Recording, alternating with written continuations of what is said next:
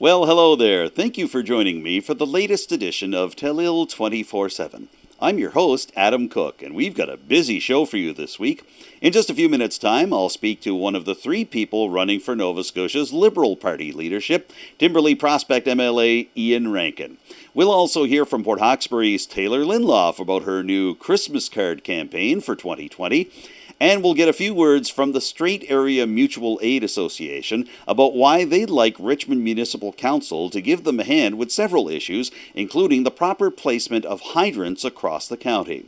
But we begin tonight with the issue of physician recruitment. It's been a hot topic for many years here in the Strait of Canso, and it took some strides forward this year thanks to the efforts of a new committee called Cape Breton South Recruiting for Health. Now, we have a healthcare recruitment navigator for the Cape Breton South region who sits on that committee. Her name is Maggie MacDonald, and she's based in Port Hood. We thought it would be a good idea to speak to her about some recent developments on the physician recruitment front. So here she is in a Zoom interview that I did just a little while ago. Take a look. Maggie, thank you for joining us on Telile 24/7 today. Hi, Adam. Yes, thank you so much for having me. That's no trouble at all. So I wanted to begin by getting you to describe your role a little bit and tell everybody, what does a healthcare recruitment navigator actually do? What are your roles and your responsibilities? What part do you play in the conversations that are happening and the negotiations that are happening to try to bring more general physicians to our area? Yeah, so that's a great question. So for those who might not know, a healthcare recruitment navigator we're not the same as the recruitment consultants who would be employed by Nova Scotia Health. So instead, the navigators work on behalf of the community and provide community support and resources to visiting healthcare professionals. So some specific things I do in the role would be assisting with finding housing for visiting physicians and professionals. If they need help with spousal employment, partner employment, basically help their families get integrated into our community and show them what it has to offer. So I work closely with the Nova Scotia Health recruitment consultants, particularly in the Eastern Zone where we are, and other navigators across the province as well. So basically, potential physician leads get passed on to me from our recruiters with Nova Scotia Health, and we help promote our communities and answer any questions they may have. So some of my role would be assisting her with planning site visits as well to our area. I wanted to ask you a little bit because you brought up the idea that there are healthcare recruitment navigators like yourself across the province. So can you give us a sense of what specific area you're working with right now? Obviously, the name of the committee is Cape Breton South, but we're within the Eastern Zone, which takes in all of Cape Breton Island and northeastern Nova Scotia. Can you give us a sense of what specific area you're targeting right now? Absolutely, that's a great question.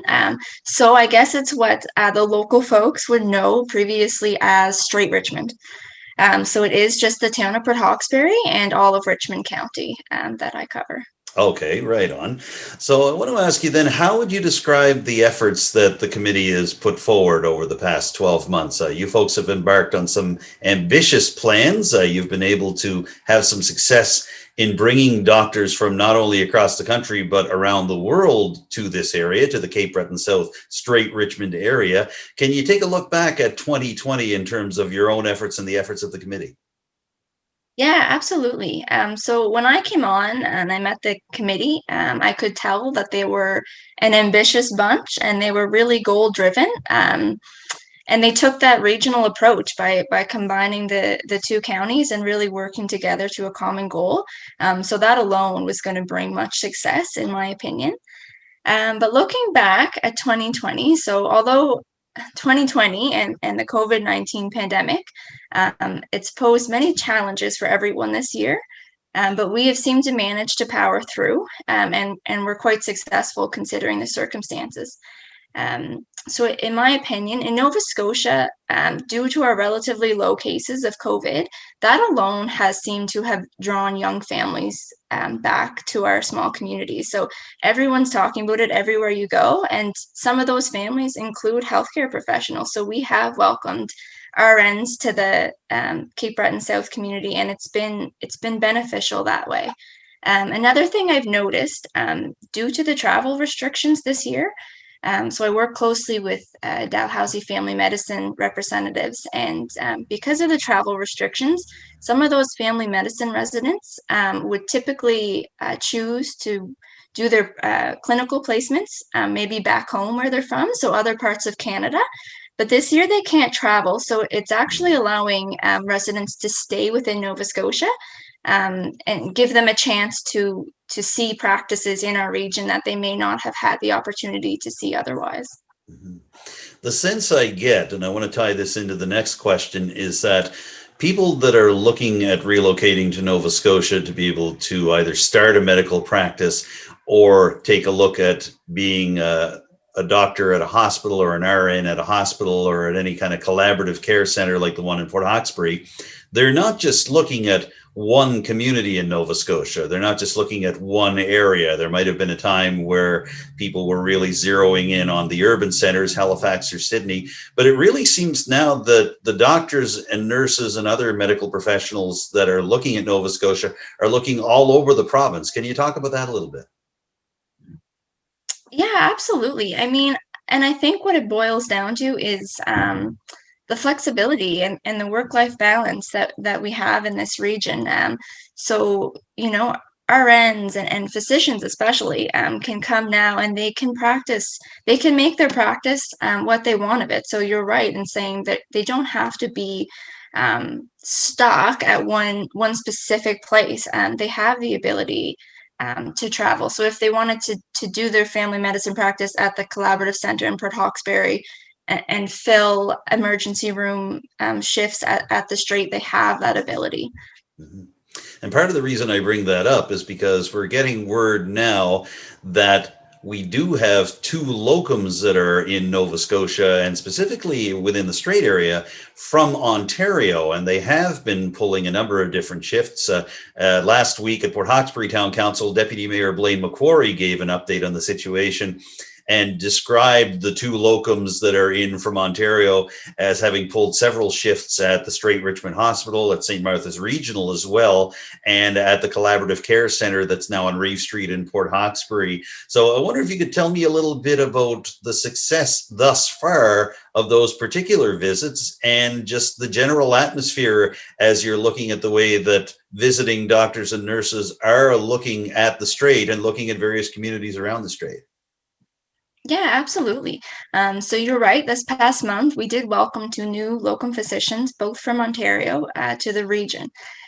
So they have been traveling around just to try and see, I guess, what practice or what facility best suits them. So they have spent some time at Strait Richmond Hospital, St. Martha's and Antigonish, the Dr. Kingston Clinic in Lordways as well. And it's been beneficial having them practice here to us. It really allows us to put our best foot forward and showcase what our communities have to offer and help welcome them and their families to the region as best we can. So the idea to locum is that they are interested in potentially relocating in the future.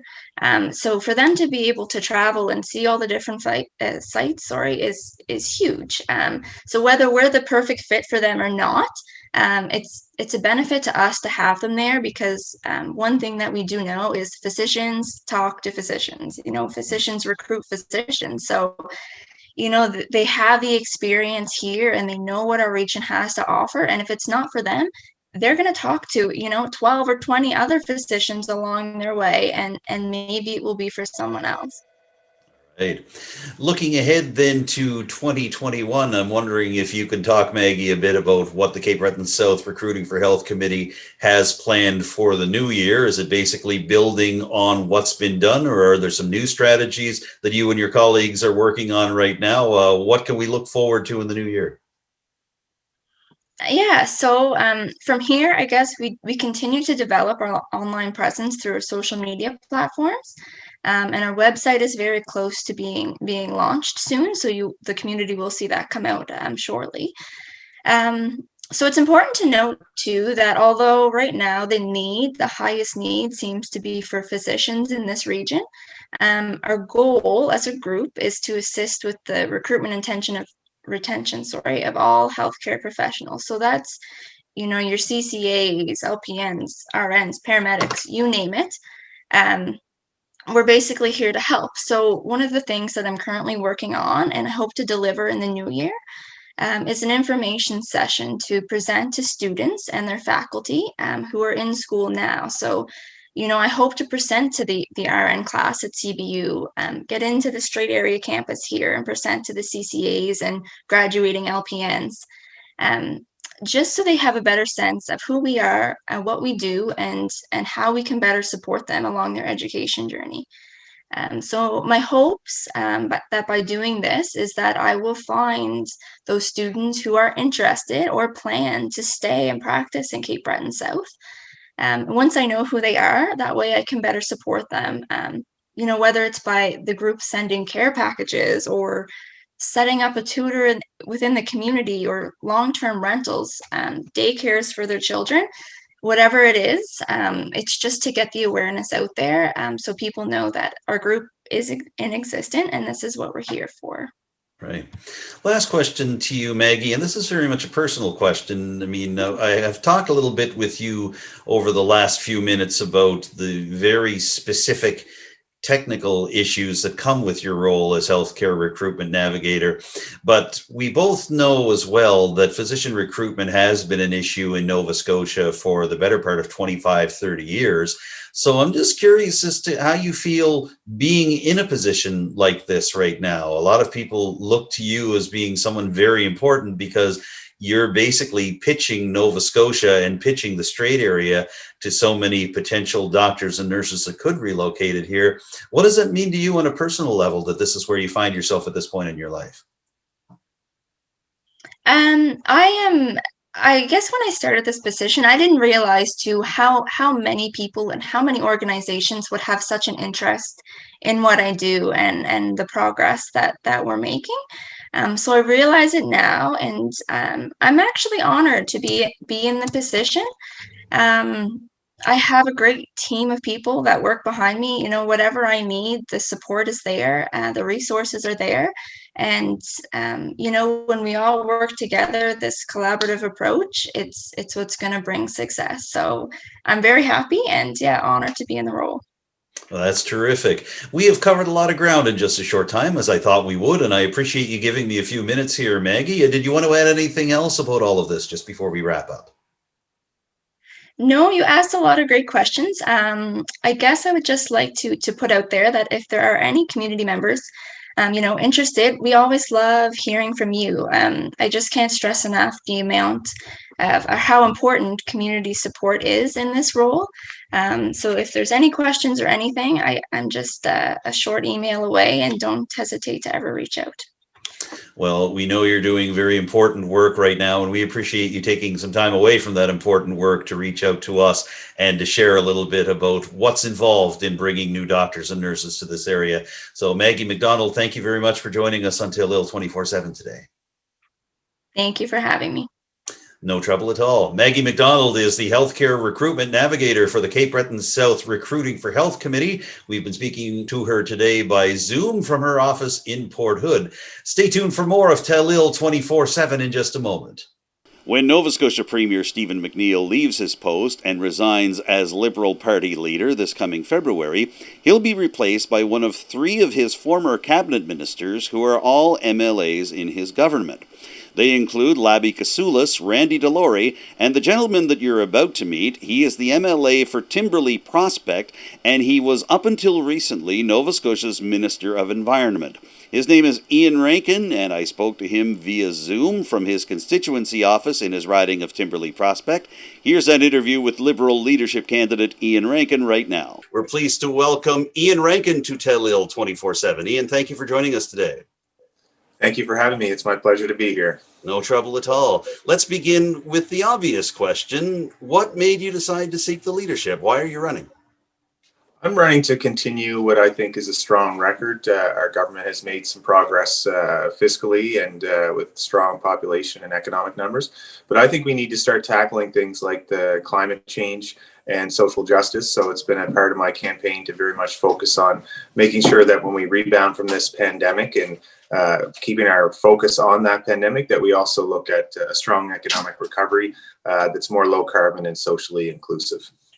Well, I'd like to concentrate on that for just a little bit. I know you've made that a key plank in your campaign. You are, of course, up until just recently, Nova Scotia's Minister of Environment.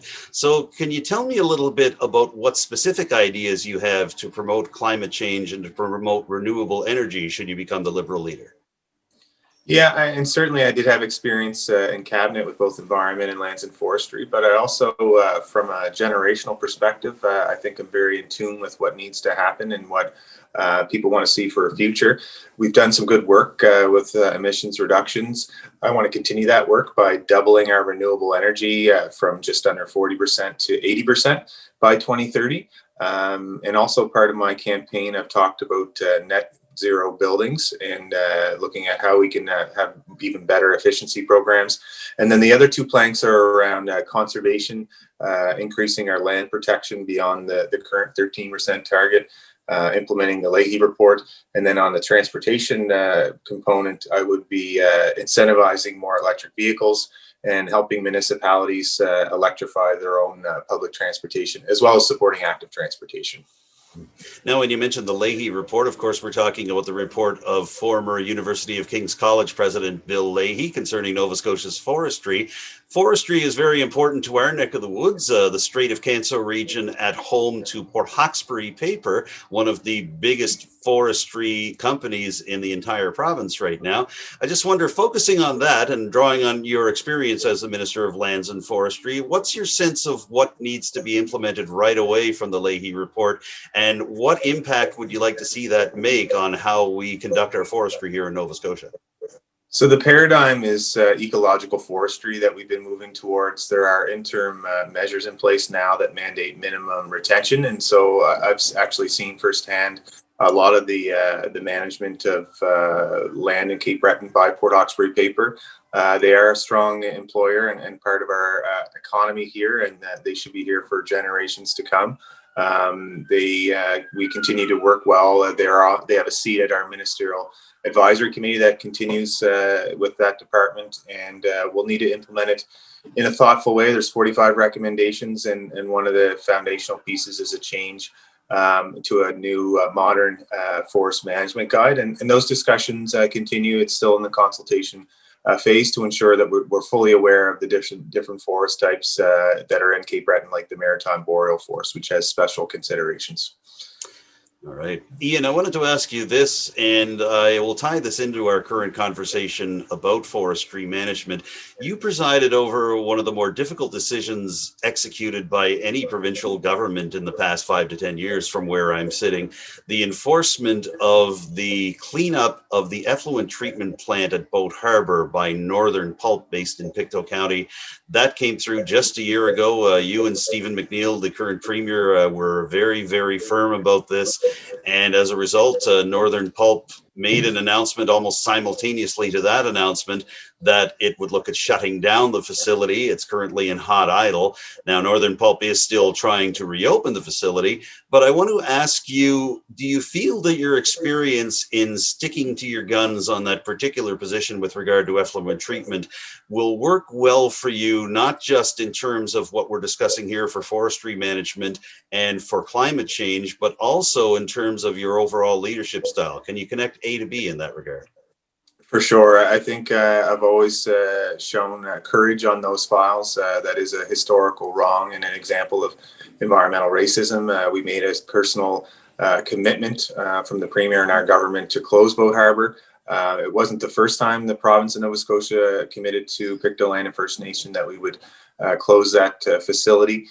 We did give the company some time, a number of years, 4 or 5 years, to get their plan in place and go through the regulatory process. They weren't able to get that approved through the Department of Environment and the staff that analyzed that. And so we had to keep our commitment. And I know I was have asked from the industry to consider looking at an extension. And I was always upfront with them and making sure that they knew that we were going to keep our commitment. It was not only the right thing to do because of the historic wrong with the First Nations, but environmentally, I think most Nova Scotians want to see the industry become more sustainable, which if they have another plan that they're going to put forward, it needs to meet the current guidelines and the current regulations that are in place today. All right. In that spirit, Iain, I'd like to ask you, how would you describe your personal leadership style to Nova Scotians? You're doing a selling job to Liberal members right now. If you're successful in your campaign, you'll be doing a selling job to Nova Scotians from one end of the province to the other. What do we get if we get Premier Iain Rankin in February? You get someone that enjoys collaboration. I really think that the strength of my team, a number of my colleagues have endorsed me because they know they will have a strong say, and I like to build up strengths of members of the team. And you get someone that does have courage when we take positions. I think the leader of the province should be firm in his resolve, and when we're dealing with some very difficult issues. So that's one of the areas that I do admire about the Premier Stephen McNeil, when he took a stand on difficult issues, whether it's labor or other cost measures that we needed to put in place to tackle the budget and the deficit that we inherited. That's the kind of leadership that you would see continue. But we'd also see someone that's really wanting to work together with other levels of government and communities to tackle some of the real complex societal issues that the province is facing today. All right. You mentioned the deficit that was inherited from the previous NDP government, and I want to touch on relief for those affected by COVID-19, partly because the relief efforts that your government has unfolded over the last 10 months have helped to contribute to a large deficit that now looms and that you'll have to deal with as Premier if you are successful. So can you tell me how you intend to balance those two glaring realities? Not only that we are still in the middle of a pandemic, it has hit people individually and from a business perspective, especially on the economic front, but by the same time, the bills have to be paid and the red ink has to be paid down. How do you balance those two should you become Premier? Yeah, I believe in balanced budgets when we're not in a recession or we're not in a state of emergency. But this is the time that we need to help people. So we've put programs in place to fill gaps left behind from the federal assistance programs. We're going to need to spend to get out of this in this budget. We're going to have another deficit for this year and maybe the following year. But that doesn't mean that we shouldn't continue with strong fiscal prudence. We should be looking at a program review as we're spending to make sure that we're looking at government spending in every department and work our way back to that balance. I think it's important to invest to stimulate growth, but we also need to be mindful that we should never be getting ourselves back into a structural deficit and incurring some programs and spending and borrowing that from future generations. Yeah. All right. I wanted to ask you about your perspective for Cape Breton Island, and particularly our part of Cape Breton Island. Telile is based in Richmond County. We cover Richmond County and the towns of Port Hawkesbury and Mulgrave. By the same token, we do have viewership up in urban Cape Breton, Sydney, Glace Bay, New Waterford. I just wonder if there are any parts of your campaign and of your particular vision for Nova Scotia going forward into 2021 that could really have an impact in southern Cape Breton and the Strait of Canso area in general. Well, I mentioned in my economic recovery plan a number of planks, all which have connection to Cape Breton, but especially we would have an economic growth council with membership from at least one person from the island to ensure that regional interest is brought to the table. But also I want to have stronger links with the business community and with our post-secondary institutions, NSCC, and the Ocean Institute that's there is a very strong program that we can build upon, and making sure that we're supporting the training. And also you mentioned Port Hawkesbury Paper. That's another employer that we need to work with. So there's still opportunities there. Cape Breton as a whole is a world-class tourist destination, and we need to come out of this with a plan to build back the markets and make sure that we're competing as best we can. And that means looking at investments in placemaking and working on making sure we're making the most of the projects like the Cape Smoky project, like what's happening in and around Inverness, and how do we build across the whole island to make sure that we're continuing to brand the Cape Breton Island as one of the best places in the world to visit. All right, just one more question for you, Iain, and that is, how is your message being received? You're in a three-way race for the Premier's job with fellow former Cabinet Ministers Labi Casoulis and Randy DeLaurie. How do you feel that Liberal members and ordinary Nova Scotians are receiving your messages on climate change, on leadership, and on yourself in general as we head into the home stretch of the campaign? Very well. I've been having positive conversations from Yarmouth to Sydney.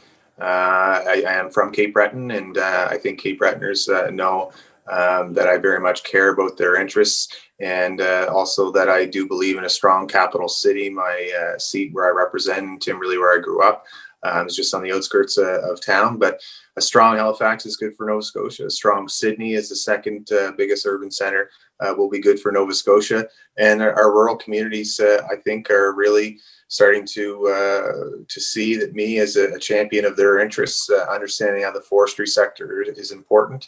That goes for agriculture, fisheries, mining, the traditional sectors, making sure that we're investing in innovation for those industries, and also looking at what's next for our blue economy and how that's relevant to Cape Breton, and looking at the opportunities in digital. I really believe that we are on the cusp of breaking through now that we're in a good foundational place alongside Quebec and Ontario. We're the third province listed in the budgetary officer as being fiscally sustainable. So let's take advantage of that opportunity and build into 2020.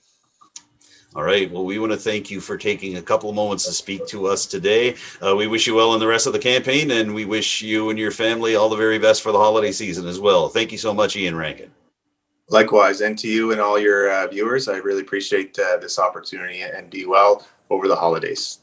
No trouble at all. Iain Rankin is the MLA for Timberley Prospect, and he is running for the Nova Scotia Liberal leadership. We've been speaking to him via Zoom. Stay tuned for more Telile 24/7 in just a moment. And just a heads up that Iain Rankin will be featured on this week's Telile 24/7 podcast. You can access the third episode and the first two at the web link soundcloud.com/Telile. And if you tune into our new French program, Notre Côté, just before Christmas, you'll hear a French interview with Liberal leadership candidate Iain Rankin. We'll have that for you next week. For now, back to Telile 24/7, and we're going to take a few moments to visit the most recent Committee of the Whole meeting for Richmond Municipal Council. That's because there was an interesting presentation that took place at that meeting in Arichat. It came courtesy of the Strait Area Mutual Aid Association. That group has been in the news over the past few months as the town of Port Hawkesbury has pledged to pull out of the association by the end of the month, as Port Hawkesbury's volunteer fire department doesn't feel that it can work with the association anymore in terms of fire service protection for the community of Point Tupper. But the association, of course, is still going strong, and 4 representatives from that association came to visit Richmond Municipal Council earlier this month. They include the president of the association, Jim Kavanagh, who is also the chief of the Port Hastings Volunteer Fire Department, and 3 members of the West Bay Road Volunteer Fire Department who are on the executive of the Strait Area Mutual Aid Association. They are Paul Shears, Bobby McCackern, and Carol Ann McGuinness. They seen the need to have some improvements in the fire service in and around I say the Strait area, but our whole area altogether. The mission was to provide continuous improvements to the fire and emergency services in the Strait area. Currently, we have 28 fire departments in our association, which covers parts of Richmond County, Inverness County, Guysborough and Antigonish County, towns of Port Hawkesbury, Mulgrave, and Antigonish. A highly dedicated team of volunteers operating emergency services while providing critical help as needed. An asset to local residents, businesses, industry, schools, municipalities, provincial governments, and guests to the region. Some of our affiliations that we deal with quite often: Fire Service Association of Nova Scotia. Both Bobby and I sit on the board of directors of the Fire Service Association of Nova Scotia. Maritime Fire Chiefs Association, Nova Scotia Firefighter School. Bobby sits on the board of that as well. Emergency Health Service, the Office of the Fire Marshal, and Training Fire Association organized, by our chairperson. We have a training chairperson that takes care and organizes training for our members and departments. Some of the stuff that's been achieved over the last couple of years, one of the needs that came up that we talked about for improvements in the area was a way to page and notify emergency personnel about emergencies. So purchased, begged, borrowed, got a hold of Paging system upgraded over the years. Everything that was done was bought and done by the Mutual Aid Association to be able to alert people that what the emergencies are, where it's going to be.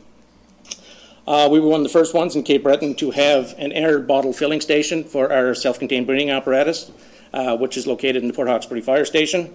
This enables departments to get air bottles filled for emergencies 24/7. You know, if it's 2 in the morning or 2 in the afternoon, we can get it done. Mutual aid agreement enables neighbouring departments to respond to other coverage areas when requested. Again, later on in the presentation, I'll mention the word, because the word volunteer seems to be forgotten in the fire service. Most people talk about ex-fire department, no matter what the area is, but the word volunteer is forgotten a lot of times. So with the help of the Mutual Aid Association, we can always make sure we have enough people showing up when needed to be. Dispatch capabilities with local dispatch through 911, through our local dispatcher, Cancer Dispatch, out of Port Hawkesbury.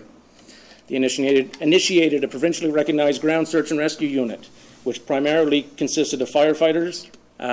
They respond to searches both inside and outside our coverage areas, no matter where they're requested. Originally, as I said, it was primarily firefighters. It's grown to become an entity of its own, purchasing its own training center and command posts, and it responds to lost parties no matter where they're needed. A small list of equipment that we have in our association. Again, this is only the tip of the iceberg. 12 sets of extrication tools, commonly known as the jaws of life. 4 are located in Richmond County, 1 in the town of Port Hawkesbury, 2 in Inverness County, 1 in the town of Antigonish, 1 in Guysborough County, 3 in Antigonish County. Now, these units regularly respond to motor vehicle collisions outside the regular fire districts, because not everyone carries these jaws of life. So again, being part of the mutual aid, they go to other people's area when requested. 2 ladder trucks, 1 in the town of Antigonish, 1 in the town of Port Hawkesbury. Both of these have been responded well to emergencies inside and outside their respective coverage areas. Some additional equipment, several ATV snowmobile rescue sleds, ice and water rescue equipment, high and low angle rescue gear, confined space rescue gear, and gas testing equipment. Again, this is only a partial listing of the equipment that's in the Mutual Aid Association, operated by volunteer personnel, which are essential to respond to Richmond County and other county emergencies as well. These are the tools that protect our families, our properties, our local businesses, and our workplaces. What Richmond County could do to assist emergency preparedness in cooperation with the Strait Area Mutual Aid Association. Ask number 1. Meet regularly with our association to discuss concerns. For instance, how we make improvements to our paging system for areas that don't have really good cell coverage. No service, no response. The people don't know what's going on. It's hard for them to respond to it. Ask 2, provide us with information on how the municipality could fund, engineer, design, supply labor, and equipment to ensure that dry hydrants are in place for areas of Richmond County that do not have municipal water hydrant service. This is of the utmost urgency and importance to us. Immediate close availability of water is required for emergency firefighting. A third ask, consider how it's possible for Richmond County to assist in the purchase of needed equipment that could be shared amongst other departments, such as hose testing equipment, which would save individual departments money and ultimately preserve lives. Providing money for essential emergency preparedness equipment allows volunteers to have safe and reliable equipment when it's needed. Over the past several decades, fire departments have evolved and become more of an emergency service, responding to a lot more than just fires.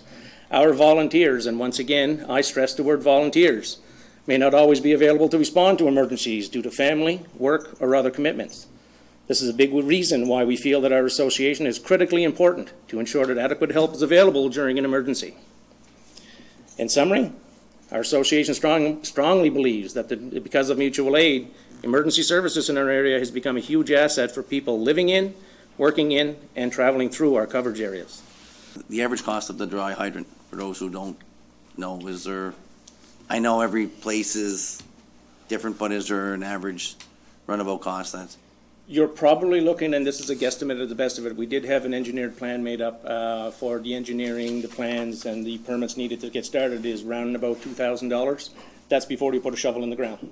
Right. You still have to buy your equipment, you still have to get the gear in there, and you still have to have a piece of land that's adequate enough that we can get in and out with several fire trucks.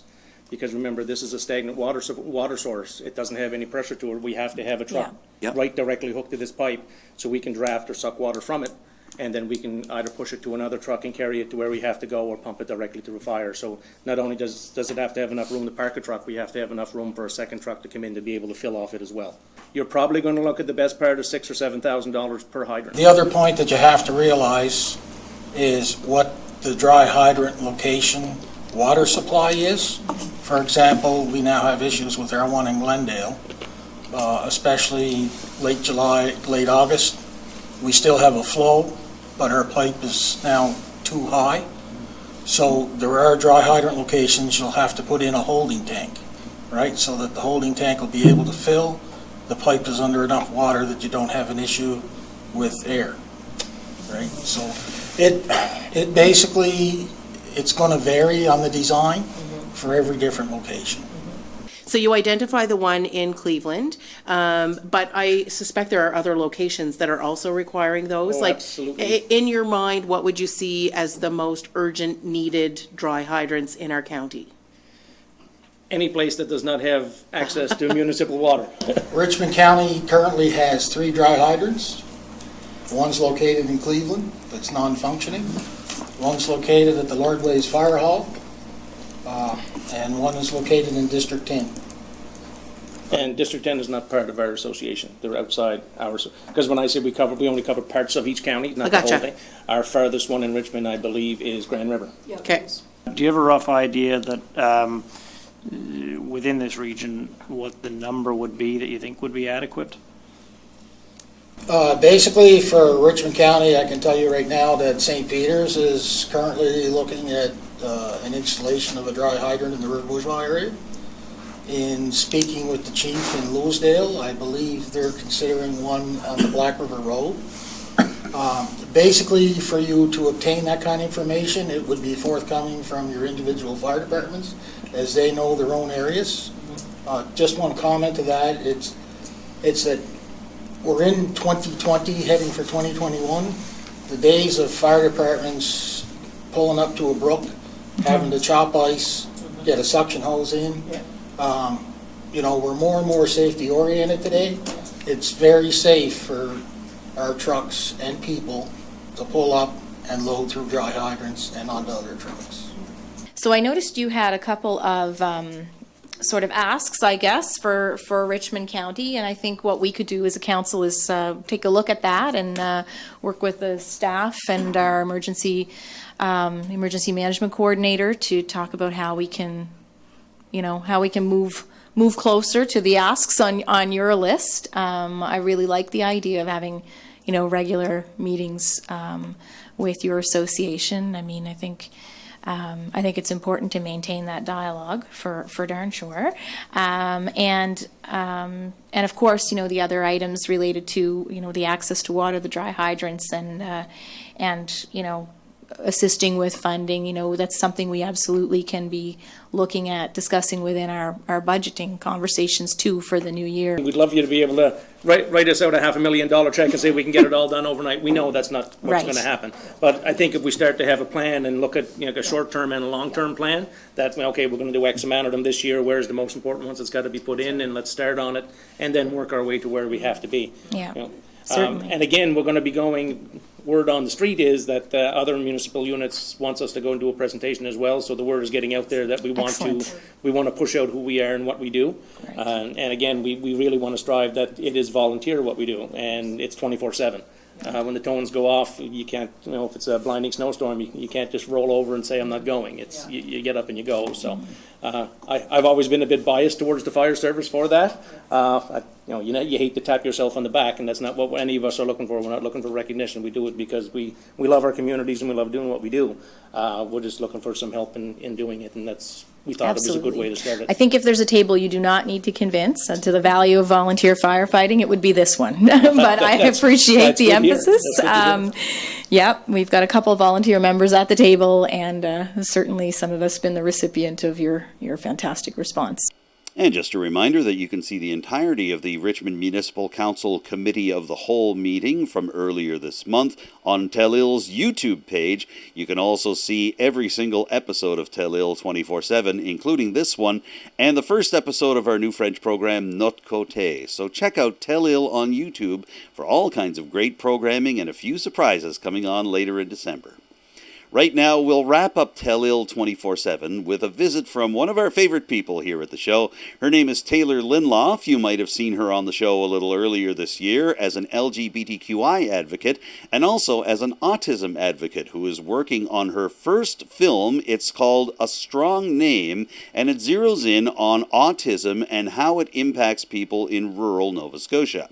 But we're not talking about any of that this time around. We're talking about a brand new campaign that Taylor Linloff has just launched, and it's called the Kermas Card Challenge. It's all about making sure that people who might get overlooked at this time of year receive a little holiday cheer from those of us who really appreciate their efforts. Here's Taylor to tell us a little more. The Kermas Card Challenge started out on Facebook, having people to put aside just one Christmas card as they're getting their Christmas presents and gifts set up. Fill it out, either keep it anonymous or write a little message, and deliver it to a nursing home, food bank, or an essential worker, anyone that could be in need of some Christmas cheer this year. Upload it onto Facebook or Twitter with the hashtag Kermas Card Challenge, and then challenge a couple friends to join so that more people can spread the Christmas cheer and more people can receive the love this Christmas. I decided to do something a little extra for my end of the challenge. I'm doing 500 Christmas cards. 500? 500, 500, half a grand. I'm just curious as to who some of these cards are going to, because you obviously have some destinations in mind in terms of people that could really use a little bit of holiday cheer, especially in December 2020. So just to give people some ideas, who are some of the people that you're going to be giving cards to this year? I'm going to be delivering cards to Strait Richmond Hospital for both the doctors, cleaning teams, and the various departments in the hospital, as well as palliative care patients and long-term patients who will be staying in the hospital over Christmas, as well as the Port Hawkesbury Food Bank, the nursing home, and Leaside/Strait Area Women's Place. I actually got a request for a card to be sent all the way to Quebec for somebody. Really? Yeah, someone's mother is currently in a nursing home. As we know, COVID-19 is unfortunately raging through Quebec, so she's not able to see her mother for Christmas. So she was wondering if I would be able to send a card as a little angel surprise for her. And I'm just curious, it seems like your Facebook campaign, in particular, the Kermas Card campaign, is getting shared on social media, and it's going not just in Quebec, but it seems like it's right across the country. Where are you hearing from? A lot of people from Ontario have gotten involved. Actually, I had one person share to a local community group for the St. Catharines area. It's hit all the way to British Columbia as of today. A lot of people within like the Strait area and Halifax. I actually ended up sharing it first to a Dollarama group just to feel out the idea. And I ended up getting like 800 reactions to it. People ended up commenting like, hey, this is my local nursing home. Here's the info to send cards. Here's local homeless shelters. Here's how you can send mail to people in the Canadian Armed Forces for Christmas. So it ended up just kind of exploding in this one Dollarama hauls and finds group. So you're getting all kinds of different ways that cards can be sent. And I'm just curious, in terms of getting cards together for people, like, for example, you mentioned the Strait Richmond Hospital over in Evanston. Is it an idea that these cards don't have to be addressed to a specific person? Can you just say these are for patients, or these are for people who, for example, are at Leaside Transition House in Port Hawkesbury? How exactly does that all work? Yeah, honestly, I don't have names or faces because obviously I don't want to do a privacy violation. So what I've been doing is I've been signing my cards as to someone special. Okay. So what I'm going to do is I'm going to going to be making cards up for each individual department at the Strait, such as like the dialysis unit, the front desk, etc., etc. And those ones will be labeled and to be them in general. And for people that I don't have a name and face for, it's to someone special, to really humanize the people who often get forgotten on the fringes of society, unfortunately. I was curious as to how this all came about. We haven't really talked about that yet, and I know you have a very special reason, a very personal reason for launching the Kermis Card Challenge. Can you tell me a bit about that, Taylor? It actually came to fruition on Saturday the 5th, which was when Christmas Daddies was airing. Mm-hmm. And it came to mind because this is actually a way for me to honor my late father, who passed away 18 days after Christmas. We were lucky enough to have him at home on his last Christmas because he was a palliative at-home care patient. However, he did spend a few hours of Christmas in hospital.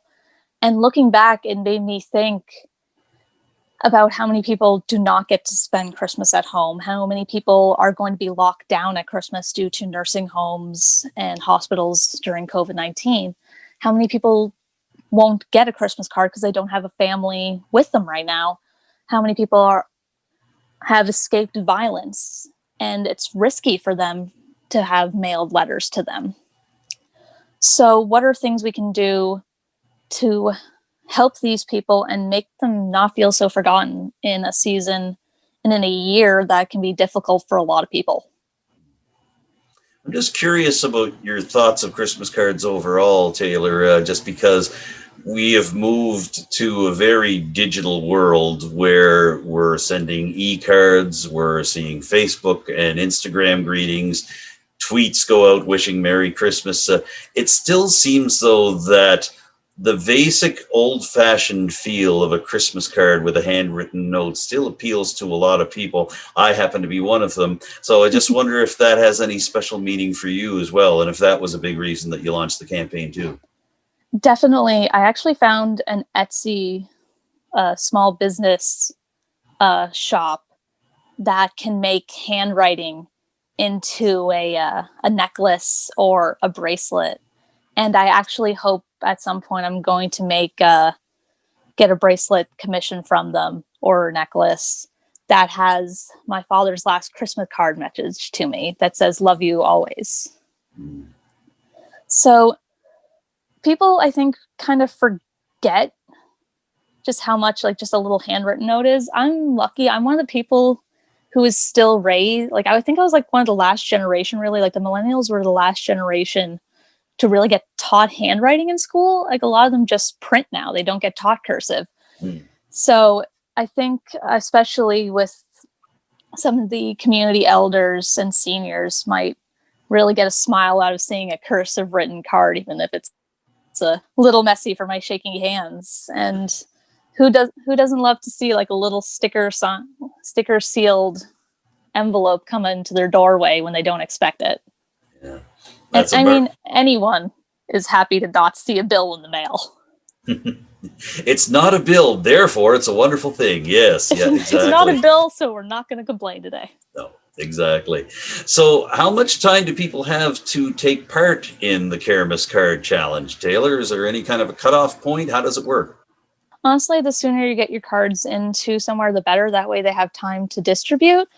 I would say probably toward the end of the last week before Christmas would probably be a good cutoff. We don't want to overwhelm anybody who has to distribute, whether it be food bank donations, things like that. The pandemic has really shown the importance of quote unquote essential workers, who a lot of the time are the average person working in a grocery store, in a restaurant. And like, they are so often forgot about, and they work so extremely hard. Just, if you're getting yourself like some pizza ordered, consider leaving your tip in cash in a card, give it to your delivery driver. Like, it's something unexpected that they would really love. That's well said. We've covered quite a bit in just a few moments, Taylor, talking about the card challenge. And is there anything else you'd like to add before we wrap this up? We are still doing the challenge online, if at all possible. Check out the hashtag Kermis Card Challenge. You can see people's ideas as well as information on how to send free letters to people in the Canadian Armed Forces, as well as general community help that's going on. I don't just post Christmas cards in the tag. I also post information about where people can get help during the holiday season. Taylor Linloff, it's great to talk to you again. Congratulations on launching the Christmas Card Challenge. And of course, we wish you and your family the very best for Christmas and for 2021 as well. Thank you for joining us. Thanks, Adam. Merry Christmas. Yes, Merry Christmas to you as well.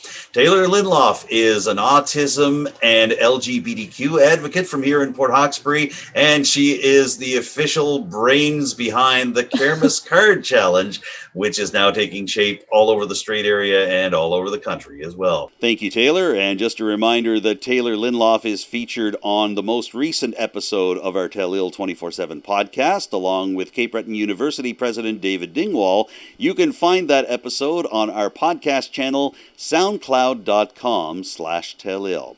There are other ways you can follow Telile on social media as well. We're on Facebook, Twitter, and Instagram, and our YouTube channel is chock full of Telile 24/7 content, including every single episode of the show, this one as well, and our brand new French show, Notre Côté, is also there for you to enjoy as well. If you'd like to contact us about what you're seeing both on Telile 24/7 or any aspect of Telile's programming, we'd love to hear from you. You can contact me directly. My phone number is 902-625-8863, and you can reach me by email. That address is adamjrcook, cook with an E, @gmail.com. If you'd like to contact Telile directly, the station phone number is 902-226-1928, and the email for Telile Community Television is info@telile.tv. That wraps up Telile 24/7 for this week. Thank you very much for tuning in, and I'd like to say a big thank you to all my interview guests this week, Maggie MacDonald, Iain Rankin, and Taylor Linloff, and a big thank you to my Telile co-workers, Becky Boroneau, Nick Boudreau, and Cora LeBlanc, for their assistance with the material from Richmond Municipal Council. We'll see you very soon with a brand new edition of Telile 24/7. For now, I'm Adam Cooke. Thank you again for watching. Look forward to seeing you again very soon.